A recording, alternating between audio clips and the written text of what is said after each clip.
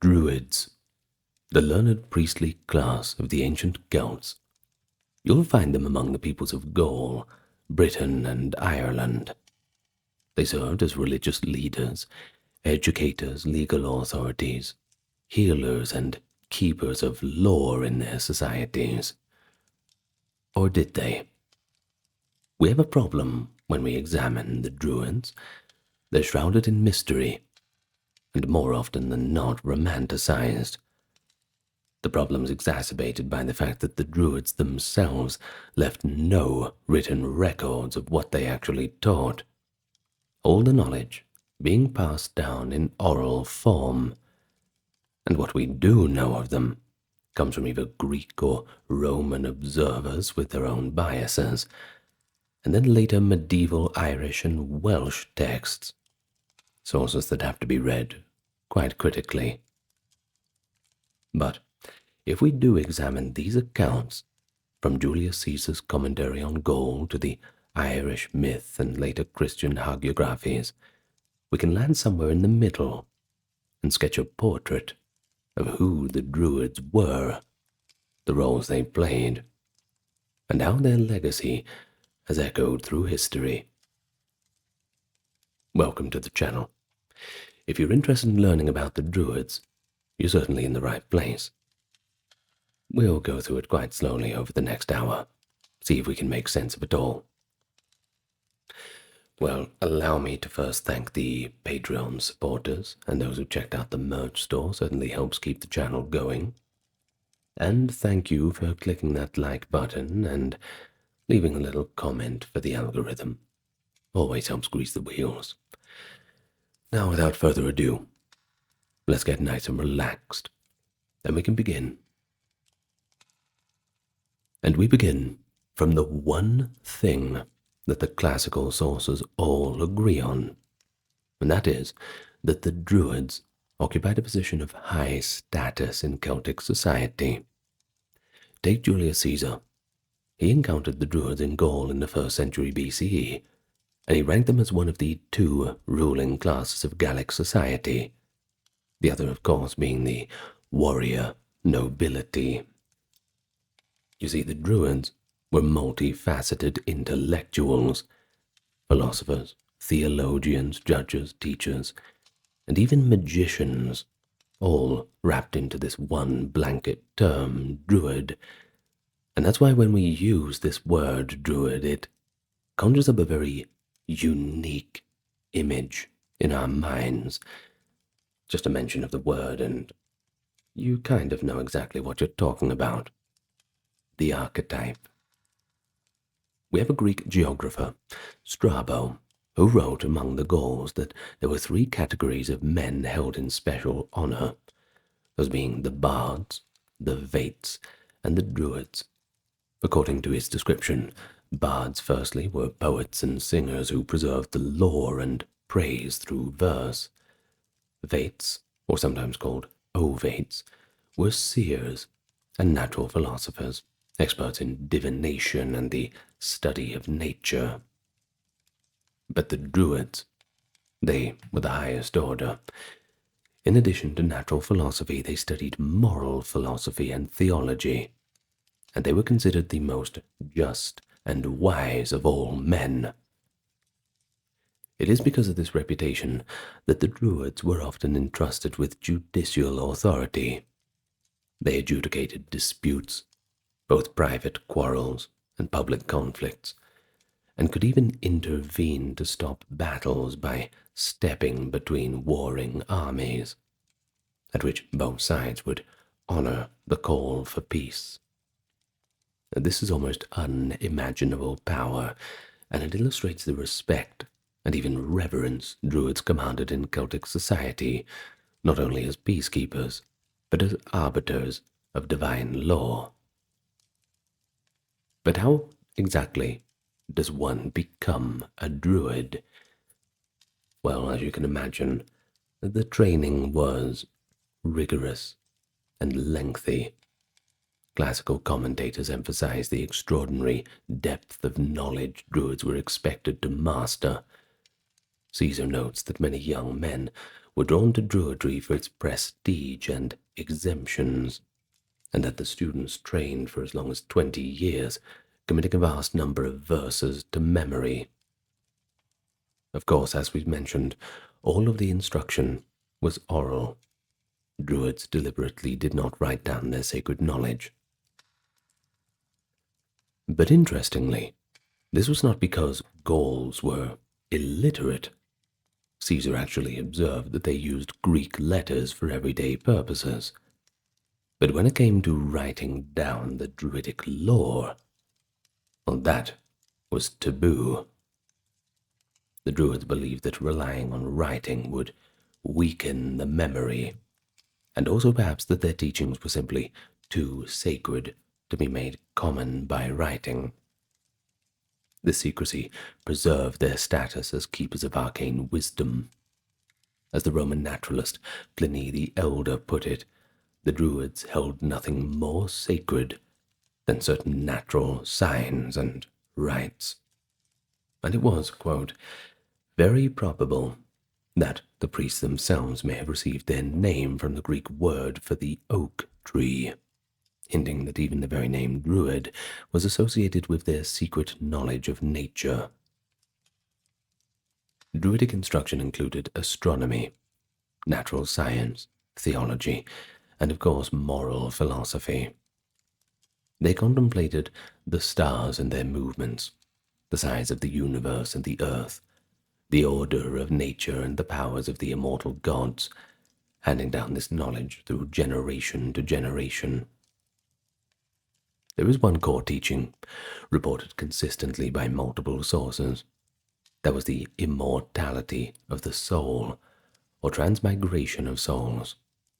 Caesar writes that Druids taught that souls do not perish, but pass from one body to another after death. Pomponius Mela, a Roman geographer of the 1st century CE, confirms that one of the Druids' publicly known precepts was that souls are immortal, and there is another life awaiting after death. He notes that the Celts, confident in this doctrine, would sometimes delay settling debts or other obligations until the next life, and that some loved ones would voluntarily leap onto funeral pyres of deceased chiefs so as to accompany them into the hereafter. Such beliefs made them exceptionally fearless in war. Indeed, the Roman poet Lucan dramatized this in the 1st century CE, writing that if the Druid's song of the soul's transmigration is true, that death is but the middle of a long life, a view in which made the Celts rush upon the foe and scorn to spare the life that shall return. In other words, the Celts' faith in rebirth banished the fear of death, and there's nothing like that to bolster one's courage in battle. In addition to philosophical teaching, Druids were the religious officials of Celtic society. They oversaw rituals and sacrifices, and served as intermediaries between the people and the gods. No important sacrifice was performed without a Druid there to officiate. According to the Greek historian Diodorus Siculus, sacrifices had to be conducted by men who knew the nature of the gods. Druids were said to understand the divine will and the proper rituals to honor it. They led ceremonies in sacred groves and acted as augurs and diviners, interpreting omens from nature. Cicero even mentions meeting a Druid named Divitiacus of the Aedui, that is a Gallic tribe, who claimed expertise in, quote, the knowledge of nature which the Greeks call physiologia, and who predicted the future by augury, that is, observing birds. This remarkable reference from Cicero, a contemporary observer, gives us a glimpse of a real Druid's reputation. Divitiacus was treated with honor in Rome and conversed as an intellectual, suggesting that Druids could indeed be sophisticated and respected, not just within their own culture, but even on the streets of Rome. But it is in Gaul that is, ancient France and Belgium, that we have the most detailed early accounts of the Druids, and that is thanks largely to Julius Caesar, for better or worse with his conquests in that area. During Caesar's conquest of Gaul, that is 58 to 50 BCE, he took careful note of the customs of the people that he was subjugating. In his commentaries on the Gallic War, Book 6 in particular, he actually devotes several chapters to describing the Druids' position and practices within the society. In fact, he admired their learning in many respects, but also highlighted practices that Romans found alien or shocking. Perhaps that is just to justify the campaign as bringing civilization to the barbarians. According to Caesar, Gaulish Druids held great authority. They not only taught and presided over worship, but they also acted as judges. If someone disobeyed their rulings, the Druids could ban that person from religious ceremonies, a form of excommunication that rendered the individual an outcast, shunned as impious. The Druids of Gaul were organized under a leader, kind of like a arch-druid of sorts, and when the leader druid died, either the most worthy successor was elected, or sometimes the rivals' candidates even contested in battle for the position. Periodically, at least by Caesar's account annually, the Druids from all the Gaul tribes gathered together in a grand council in the territory of the Carnutes, near the Loire Valley, believed to be the center of Gaul, to hold court and discuss affairs. This gathering suggests a pan-tribal network of Druids, reinforcing the idea that they formed a distinct caste with shared beliefs and cooperative organization across Celtic Gaul. Caesar makes a fascinating note that Gaulish Druids believed their religion originated in Britain. He says that those who wished to study Druidry more thoroughly would travel there to train, and this implies by the mid-1st century BCE, Britain was regarded as a traditional heartland of Druidic wisdom. And whether that was literally true or not, Caesar's remark indicates that the Druids themselves saw their tradition as ancient and transnational among Celtic peoples.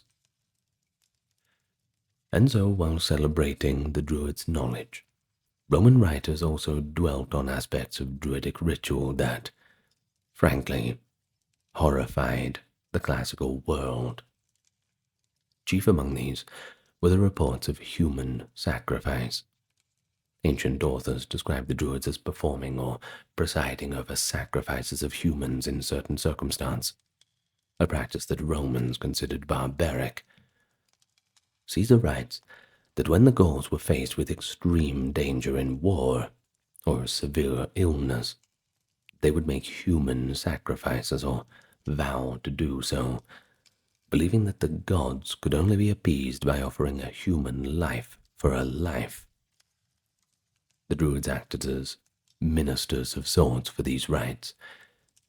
In private, wealthy individuals might sacrifice servants or dependents if they were gravely ill, and in public, ritual criminals were sometimes sacrificed too.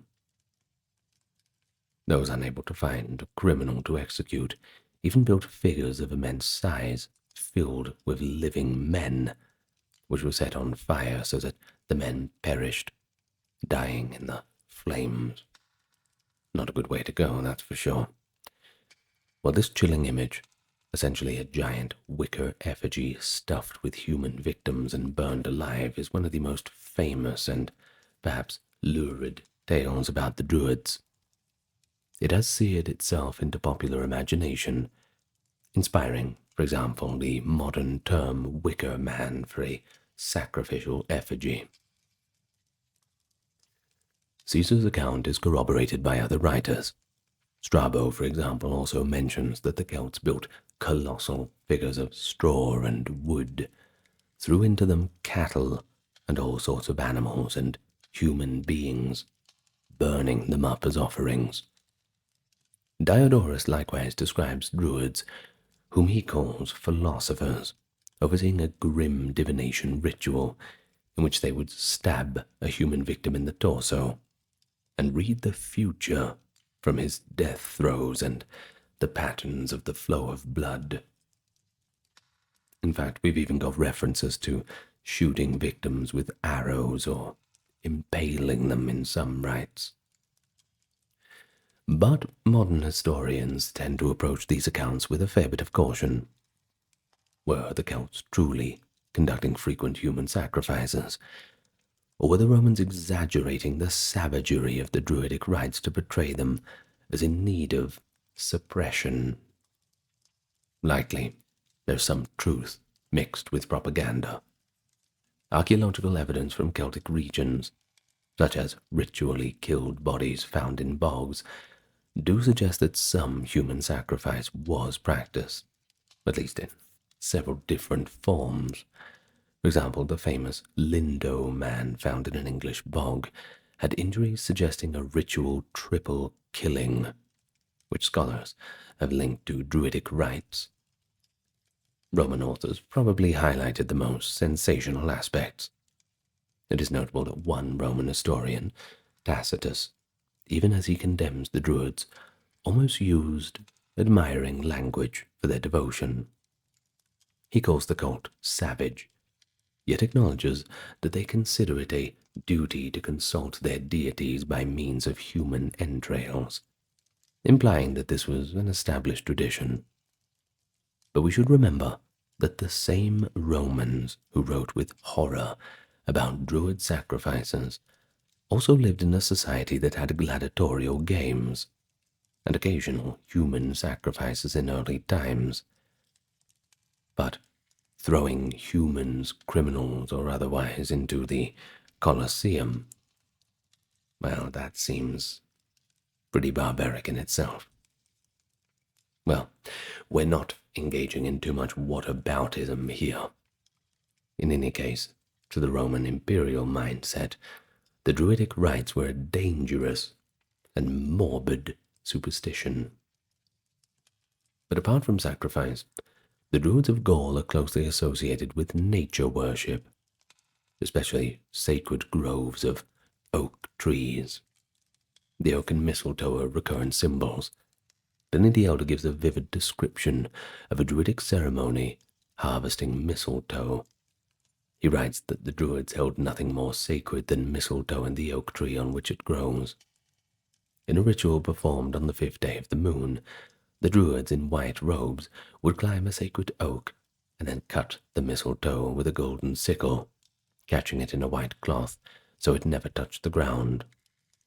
They would then sacrifice 2 white bulls while praying that the mistletoe would be propitious to those who received it.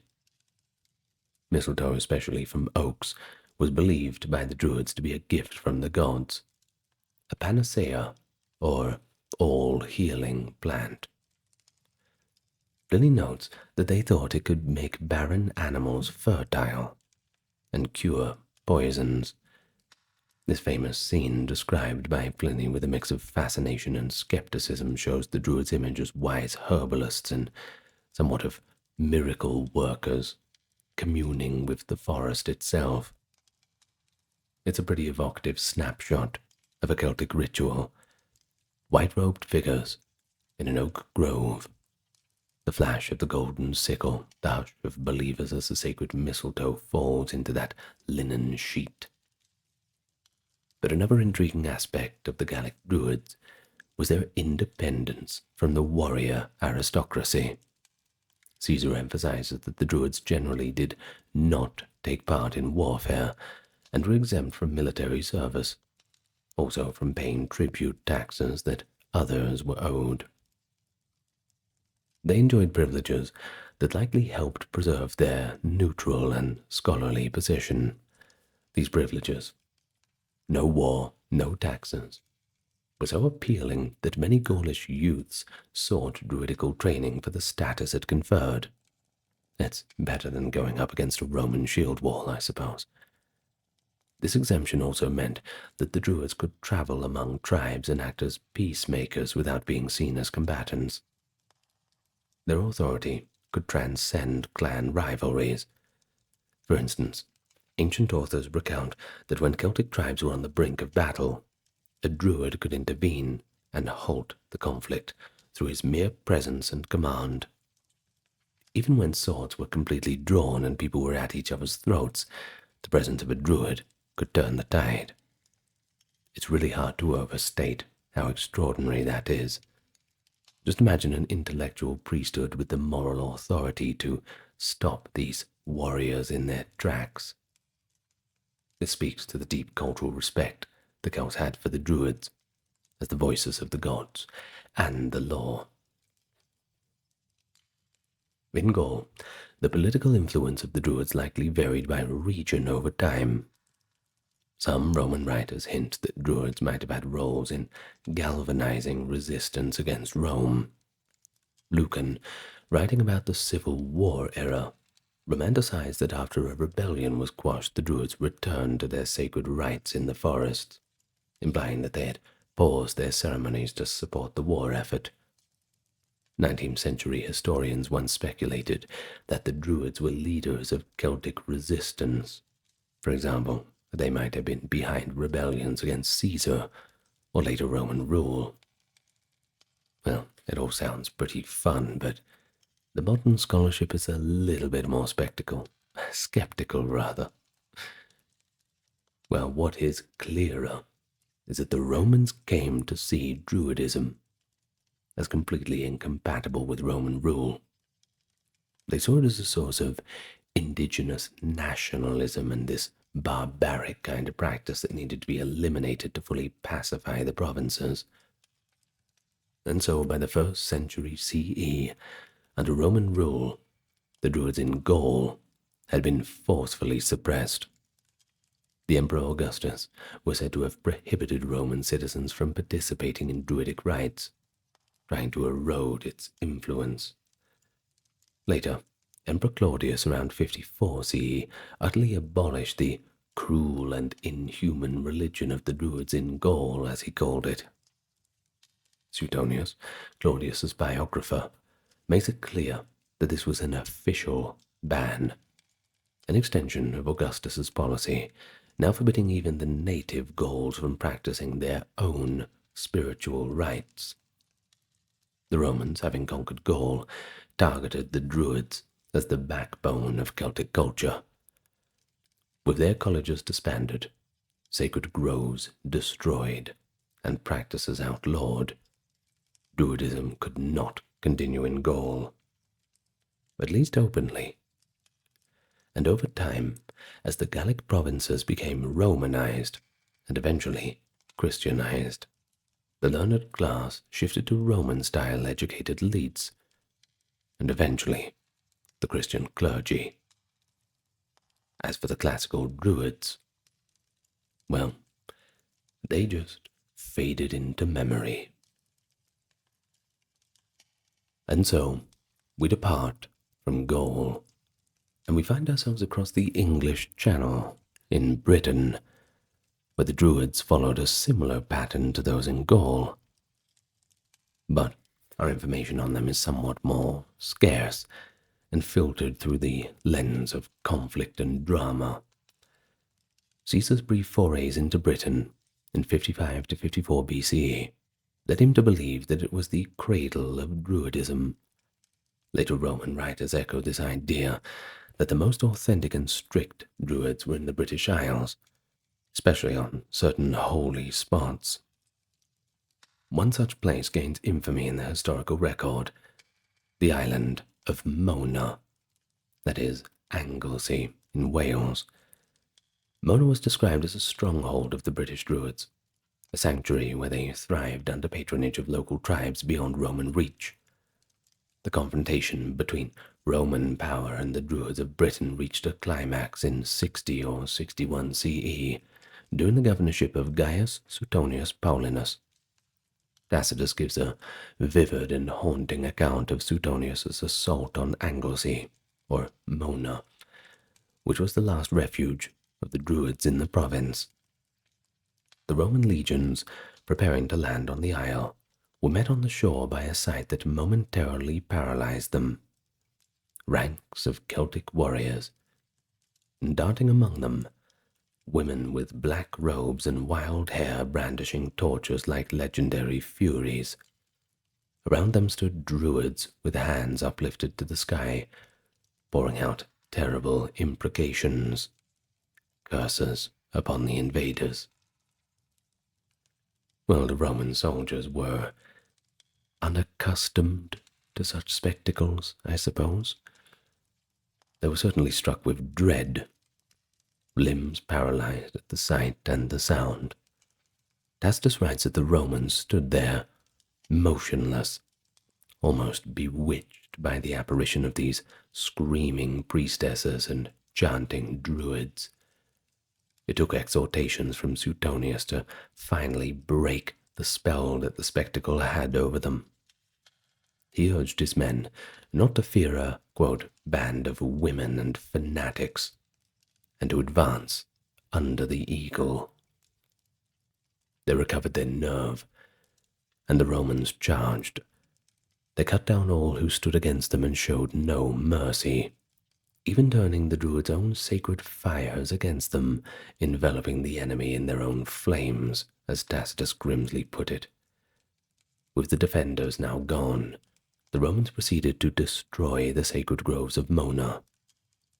Tacitus notes that these groves were dedicated to, quote, savage cults, and that they deemed it their duty to cover their altars with captive blood, and to consult their gods through human entrails. The crackdown was thorough. Sacred sites were desecrated, religious statues broken, and presumably any surviving Druids were driven off or executed. The assault on Anglesey effectively decapitated the Druidic order in Britain. It was a deliberate act of cultural aggression to extinguish the old pagan priesthood that might inspire resistance among the conquered Britons. Indeed, even as Suetonius was carrying out this grim task, a massive rebellion led by Queen Boudicca was erupting in eastern Britain. The timing was perhaps no coincidence, as the Roman troops were diverted to Mona. After the trauma of this event, references to practicing Druids in Britain largely vanish from classical history. Roman writers assumed Druidism was effectively stamped out in the empire. A generation later, around 77 CE, Tacitus' father-in-law, Julius Agricola, completed the conquest of Anglesey. But by then, any organized Druid presence was likely minimal. The Druids had been outlawed by Roman authority, just as they had been in Gaul. Now it is important to note that not all Britons had been hostile to Rome, and not all Druids were zealots for war. In fact, a century prior, some British tribes had allied with Caesar and might have had Druids who accommodated the Romans. But the Romans' own stance hardened over time. By the 1st century CE, being a Druid was essentially against the law. The once venerated keepers of knowledge were now enemies of the state in the eyes of Rome. But still, the memory of the British Druids did not fade so easily. Roman and later Romano-British writers continued to be fascinated by them. Britain, as far as a western island on the fringe of the known world, took on a kind of mystical reputation. It was seen as a land of potent magic and ancient rites. The Druids contributed to that legend, of course. In fact, the Roman poet Lucan praised the altars of barbaric gods and the secluded groves of the Druids, implying that they alone knew the secrets of the heavens and the afterlife. I suppose, in a sense, the conquered Druids won a kind of posthumous respect from some Romans, who came to view them as exotic sages, even while officially their practices were condemned. Later antiquarian writers, in much later centuries, would sometimes refer to Britain's ancient wise men, recalling the Druids as a symbol of deep, primeval wisdom rooted in the British Isles. While Druidism was extinguished fairly early under Roman rule in Gaul and Britain, in Ireland it likely persisted for a much longer time. The reason for that is Ireland was never fully conquered by Rome. The ancient Irish had their own class of Druids. Our knowledge of them comes not from the contemporary Roman observation, but from later Irish literature and myth. Much of it admittedly written down centuries after Ireland's conversion to Christianity, which began in the 5th century. These sources should be treated with a bit of care. By the time they were recorded, the writers were Christian monks who viewed the pagan past through a more folkloric or, even at the worst times, adversarial lens. Yet because Ireland's conversion allowed some continuity of oral tradition, many stories likely preserve the genuine echoes of the Druids' role in pre-Christian Irish society.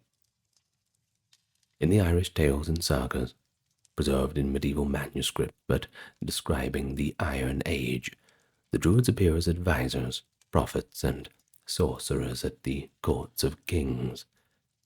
For example, in the Ulster cycle of mythic tales, the court of King Concobar mac Nessa, 1st century BCE, legendary, includes a chief druid named Cathbad. Cathbad is depicted as a learned seer who knows the auspicious or unlucky days for various endeavors. In one famous episode, young warriors ask Cathbad what day is good for, and he prophesies that any warrior who takes up arms on that day will achieve everlasting fame but a short life. Upon hearing this, the youthful hero Cuchulainn immediately arms himself, sealing his fate for glory and early death. Such stories show the Druid acting as a prophet and guide, announcing destinies and giving counsel on the cosmic order of events. According to later commentary, Cathbad's status was so esteemed that even King Concobar never spoke before the Druid had spoken in the hall, giving Cathbad precedence in council. And this aligns well with Caesar's note that Druids in Gaul could even outrank political leaders, at least in certain matters. Irish Druids in the sagas also display magical abilities, casting spells and performing enchantments. They interpret dreams and omens, and sometimes shapeshift or cast illusions. They are essentially the pagan priests of the old Celtic religion in Ireland, serving the gods like Dagda, Lugh, etc. through ritual, and they often opposed the incoming Christian saints in later anecdotes. In fact, the very word Druid persisted in early medieval Irish language to mean a magician or wise man. Essentially, any pagan priest or sorcerer was referred to as a Druid by Christian writers. As Christianity spread in Ireland between the 5th and 6th centuries, the Druids gradually lost their societal position, supplanted by Christian priests and monks. But they did not disappear from the stories. Instead, they often became stock characters in saints' lives and folklore, usually cast as the stubborn pagan opponents of the new faith. For instance, the 7th century Life of St. Patrick describes Patrick's confrontations with the Druids of King Leogair at Tara. In a famous legend, on the eve of Easter, St. Patrick lit a paschal fire on Slane Hill in defiance of the High King's decree. The king, following Druidic custom, had proclaimed that no fire should be lit before the festival fire at Tara. So the king's chief Druid warned that if Patrick's fire was not put out, it would never be extinguished. Symbolically, the new Christian flame would outshine the old religion. Patrick was brought before the king, and his assembly of Druids were there too to meet him at Tara, where he engaged in a contest of miracles against the royal Druids. Later retellings describe dramatic showdowns, Druids casting spells and conjuring snowstorms or darkness, Patrick countering with prayer to clear them. One Druid, a certain Lochgru, is said to have been levitated by demonic power, only to be dashed to the ground by Patrick's prayer, ending in the Druid's death. In the end, the god of Patrick, rather, prevails. Some Druids convert, or at least one high-ranking Druid does. Dubtak is said to accept Patrick's words, but others who refuse are defeated or humiliated. Well, such stories, it's pretty obvious, come from a Christian perspective, emphasizing the triumph of saintly miracles over Druidic magic. But they do attest that the Druids were still remembered as formidable priests and magicians in Ireland's collective memory, even a couple centuries after Christianity had taken hold. Now, importantly, Ireland's conversion was not an overnight annihilation of the old ways. There are hints that some Druidic functions were inherited or adapted by the new order. The bardic schools and fili, that is, poets and seers of early Christian Ireland, for example, preserved much of the lore and learning that may have originally been in Druidic hands, albeit now framed in more Christian terms. The Bren laws, early Irish legal texts written down in the Christian era, occasionally mention Druids, usually in the past tense or as a term for a sorcerer. And in the hagiographies of Irish saints, Druids often appear as advisors to kings who must either yield to the saint or be punished by divine power. Now this suggests to us that in the 5th and 6th centuries, some Irish kings still patronized Druids for traditional rites or counsel, until the Church came along and fully replaced these roles. But even outside Ireland, on the fringes of the Celtic world, we see late echoes of the Druids. In 6th century Scotland, the Christian missionary St. Columba encountered a pagan Druid named Broican at the court of the Pictish king. Adomnan's Life of Columba, written around 700 CE, relates that Broican, the king's Druid, opposed Columba's preaching. Columba miraculously struck Broican with illness until he released a slave he was holding, demonstrating the saint's power.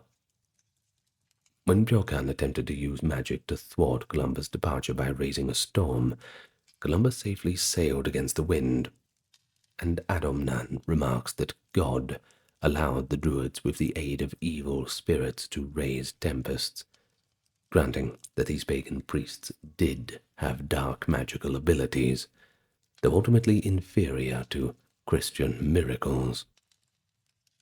This episode, though colored by its source's religious bias quite obviously, is pretty significant. It shows that even in the late 6th century, a Druid was active in northern Britain, at a royal court no less, fulfilling a role akin to a court sorcerer or priest. Accounts like this are among the last direct mentions of practicing Druids in historical records. By the early medieval period, then Druids as an institutional class had vanished, surviving only in storytelling and as a memory. In the Celtic lands that had converted to Christianity, Druid figures were either demonized as sorcerers or sanitized as legendary wise men of a bygone golden age. In Wales, which was never fully Romanized and converted gradually to Christianity by the 6th and 7th century, references to Druids in medieval Welsh literature are surprisingly scant. The Welsh word drew, from Druid, came to mean chiefly seer or soothsayer. rather than something like a priest. It appears in poetry more as a term for a prophetic figure, and sometimes for a wren, that is, the bird which is associated with augury.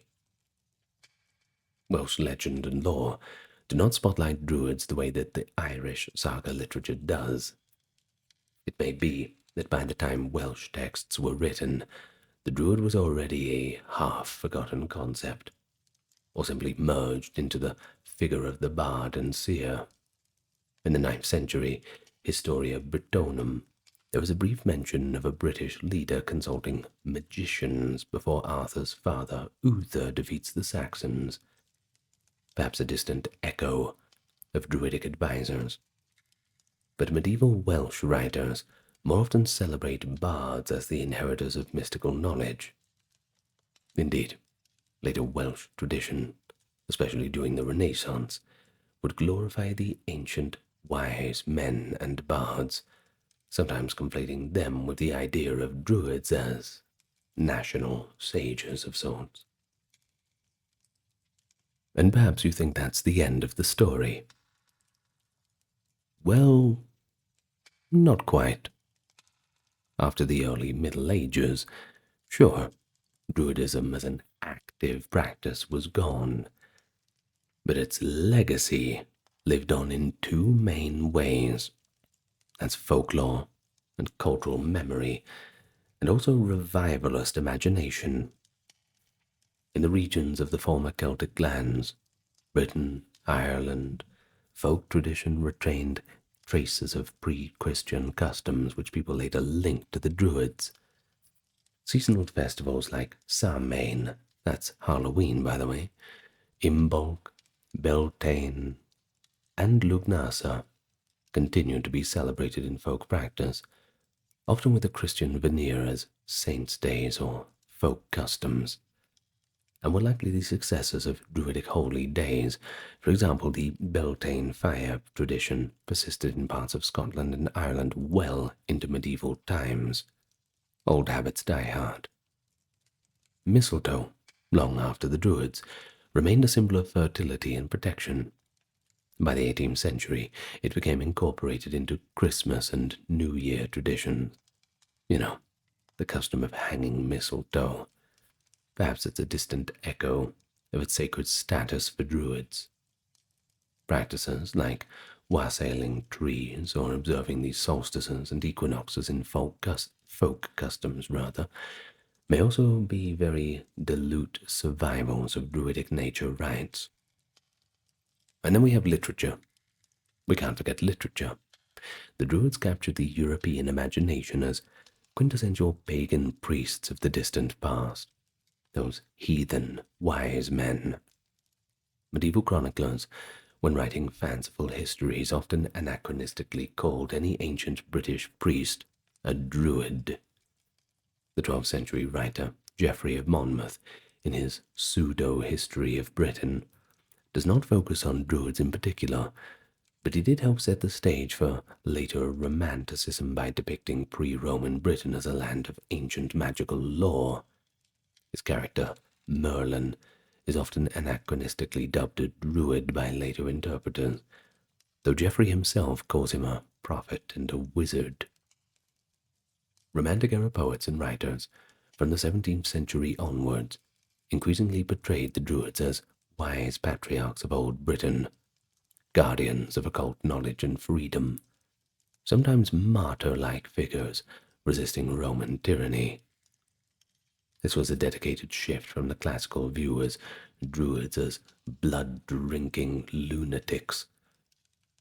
But by the Enlightenment and Romantic period, Druids became cultural heroes in literature and art, symbolizing ancient wisdom and harmony in nature. An imaginative 19th century depiction of a Druid in a long white robe with a golden ceremonial collar became popular, though certainly not historically accurate, kind of akin to the Vikings with the big horns on their helmets kind of thing.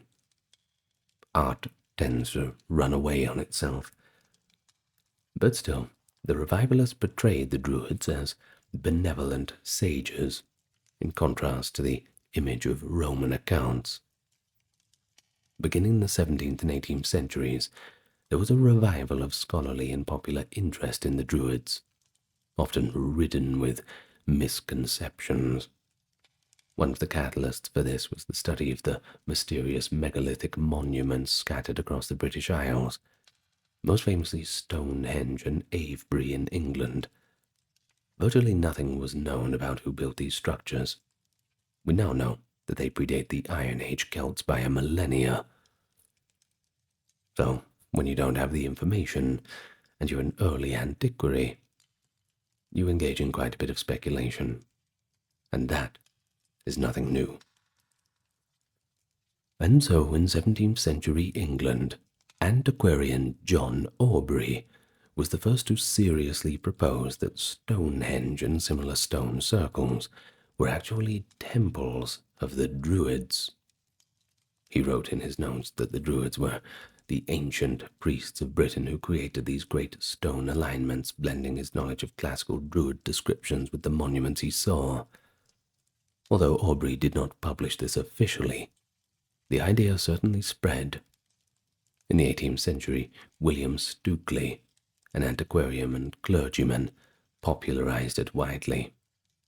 Stukely surveyed Stonehenge and Avebury and became convinced that they were built by patriarchal British Druids as open-air temples for sun worship. In 1740 he published Stonehenge, a temple restored to the British Druids, accompanied by imaginative illustrations of Druids conducting ceremonies among the stones. Well, Stukely's work certainly captured the public imagination and effectively cemented the link between Druids and Stonehenge in popular thought, a link that modern archaeology, by the way, does not support, but certainly remains a persistent myth. This antiquarian fascination soon gave way to what has been dubbed as Neo-Druidism, attempts to revive or reinvent the philosophy as a spiritual or fraternal movement. In the late 18th century, amidst a broader Celtic revival, and a romantic interest in all things ancient and mystical, by the way, groups and societies emerged claiming descent from the Druids. And one early figure was the Welsh scholar and literary forger Iolo Morgannwg, also known as Edward Williams.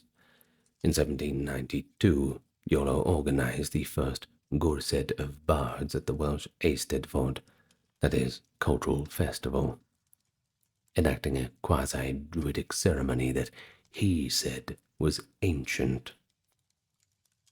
He later produced writings, the Bardas, purporting to contain ancient Druidic wisdom and rituals, but these were in fact largely his own inventions or synthesis of various esoteric and bardic material, but they were certainly popular.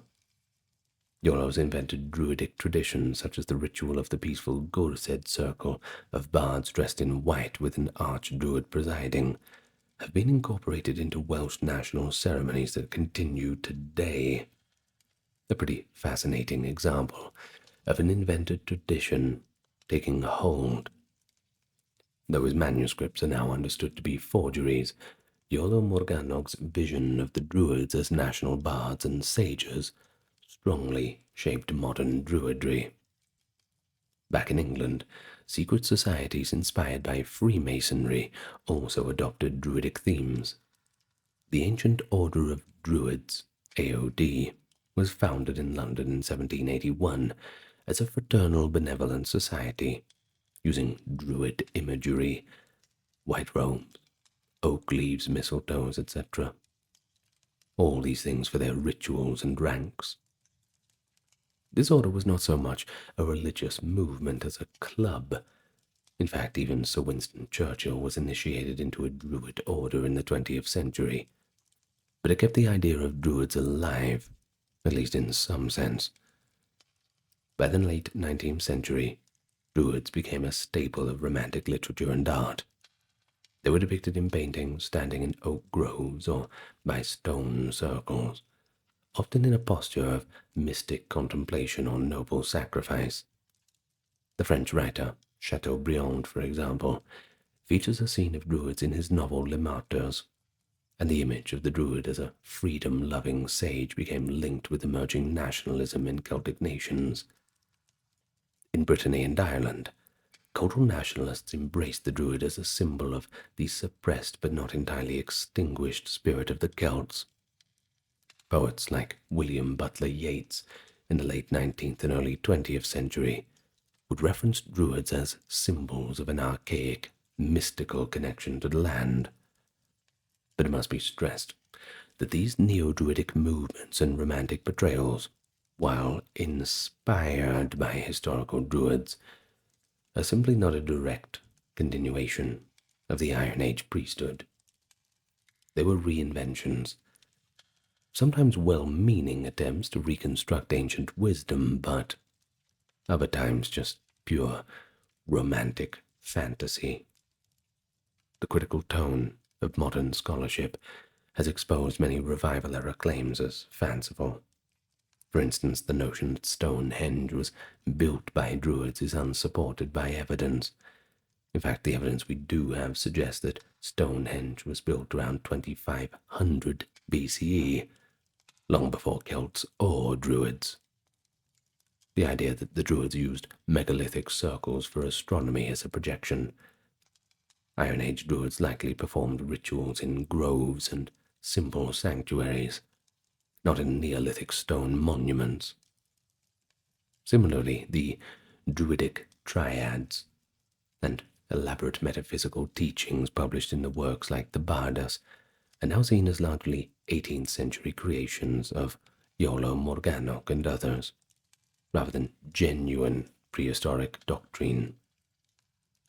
But nevertheless, the legacy of the Druids is very much alive in modern times, thanks in part to these revivals. Today, the word Druid might conjure certain images of kindly white-robed sages tending Stonehenge at a summer solstice, an event where modern neo-Druids do gather annually, by the way. Contemporary neo-Druidry is recognized as a spiritual path, part of the neo-pagan movement, seeking to emulate what is believed to be Druidic philosophy: reverence for nature, respect for ancestors, creativity through poetry and music echoing the bardic aspect, and harmony with the seasonal cycles. Groups like the Order of Bards, Ovates, and Druids, or the ancient Druid Order, trace inspiration from both ancient accounts and the writings of 18th and 19th century revivalists. They rather consciously avoid the darker aspects. I'm afraid you won't be finding them performing human sacrifices in the middle of the park after a nice lunch. They more focus on the Druids' image as healers and wisdom keepers, a rather convenient selection of beliefs, I suppose. I suppose you could say it's a reformed Druidry. That is, if we are going to believe all of the darker aspects of what the Romans were telling us about them. But here's a twist of history. The Druids, once demonized by Romans as barbaric priests, have been rehabilitated as icons of environmental spirituality and Celtic heritage. Yet academic historians strive to maintain a critical view, ruining the fun, I suppose, separating romantic myth from the fragmentary reality. But the truth is, the ancient Druids remain enigmatic. Most people in Western culture, they don't need too much of an explanation of what a Druid is, and an image immediately comes to mind. Now, even though they left no text, we see them only through refracted writings of others, often enemies. We know they oversaw bloody sacrifices, yet also preserved law and learning, advising kings, and could intervene and halt wars. Yet ultimately, they could not halt their own destruction, the onslaught of Roman and Christian expansion. They were respected, even by some of their conquerors, and centuries later their memory was potent enough to spark imaginations anew.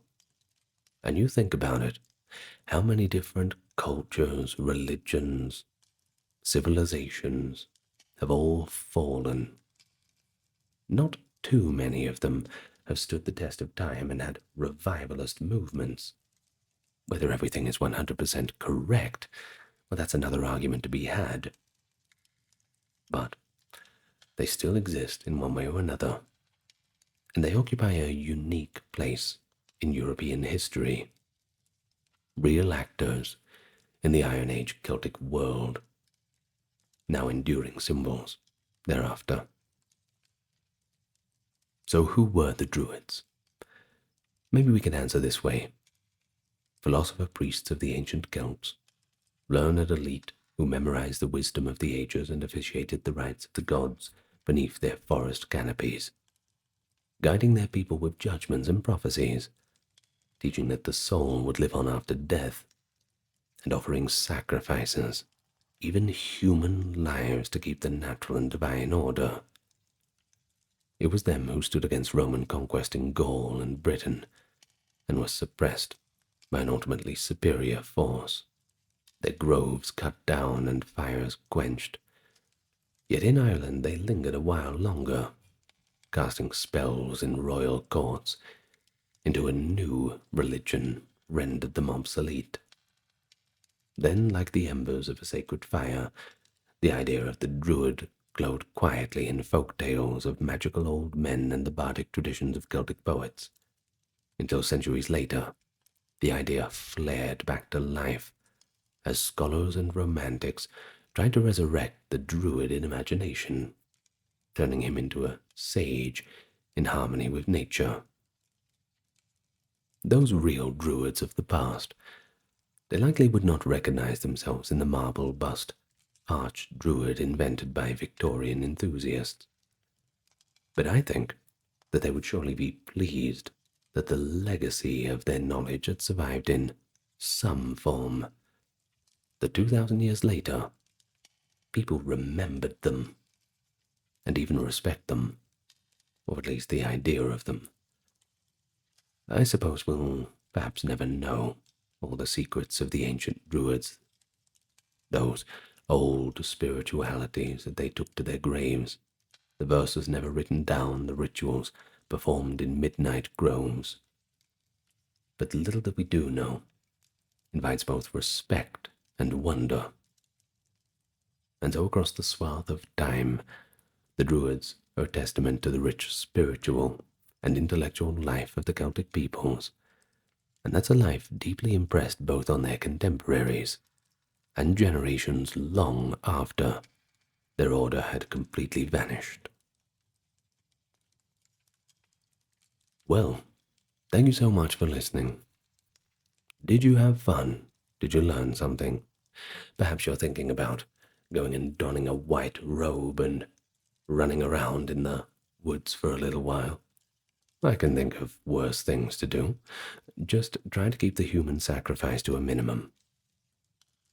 Now, speaking of sacrifices, I'd like to thank the gracious sacrifices, be it not as bloody, of those who are on my Patreon and the YouTube memberships. They're the reason why you didn't get any ads in this video. Dark, Kimberly, Christine, Sally, Ember, Susan, Cameron, Legitmus, Carrie, Charlene, Lynn, Therese, Katiana, Nicholas, Ulfidnir, Alexander, Charles, Christine, Dr. Neuro Nerd, Erin, Jaden, Jim, Jeffrey, Jessica, Madeline, Scott, Orthodox Review, Melissa, Stark Factory, Shell, Wendy, Josie, Sarah, Ryan, Thor, Cameron, Stefan, Kevin, the HMSHH, Crystal, Talvery, Anthony, Lucy, Brandon, and Gugu Bubonik. Thank you so much. And I told you you'd get an hour, and we certainly did. Thanks so much, guys. Thank you for watching this far. If you've enjoyed it, leave me a little comment. I'm really trying to respond to as many comments as I can, but there's just so many of them. Admittedly, it's a good problem to have. Now, as always, lots of love to you all. Good night, and I will see you next time.